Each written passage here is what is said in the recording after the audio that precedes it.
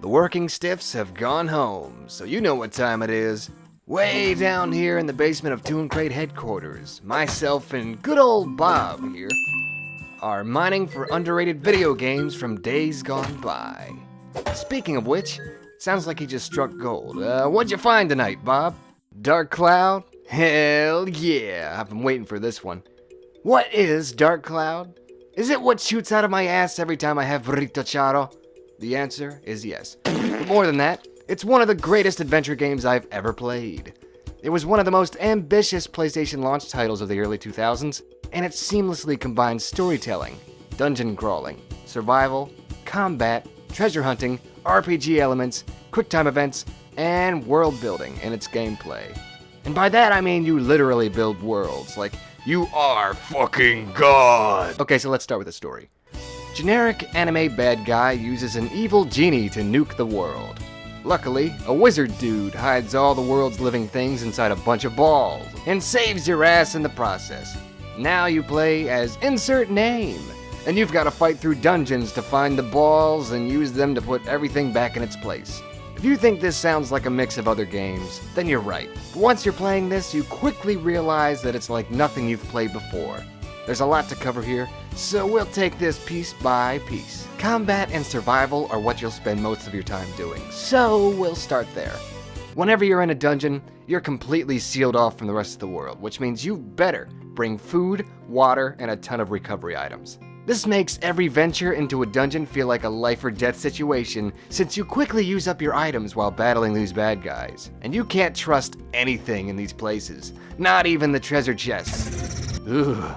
But you feel inclined to keep on going because every orb you collect advances the story, every item you find helps you in your quest, and every fight can beef up your weapons.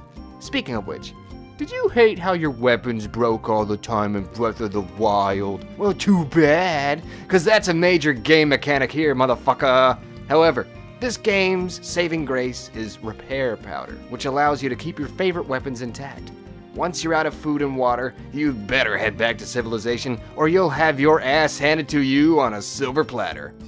Back in the main world, you can start rebuilding using those orbs you found. Bring townspeople back, set up their houses in ways that make them happy, and get rewarded in the process. This also allows you to unlock allies to help you in your quest. Let's see who we've got here. Shit. Neckos, furries, and genies, oh my. Oh, now there's a face that launched 1,000 puberties. Shantae, is that you? These allies come equipped with special abilities that allow you to advance through the dungeon and move the story along.